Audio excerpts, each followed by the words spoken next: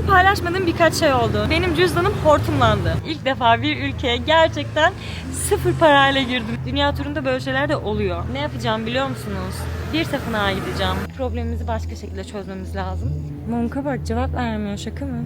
Buraya saçma, ilk defa böyle bir şey görüyorum. Ayak masajı yaptırıyordu resmen çocuğa. Manifestliyorum. Hatta manifestlemiyorum.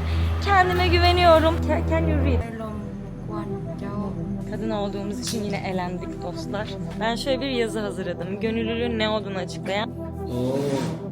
O kadar güzel uyudum ki gözüm şişmiş dinlenmekten. Bunlara ruh evleri deniyor. Wow. Resmen nefes alamıyorum. Yatağıma hoş geldiniz. Kaderde masaj salonunda resepsiyonist olmak da varmış. Europe people come for the rent for the house. Yes. Yeah. I am not from Europe. Where you from? Turkey. Oh, Turkey. All right.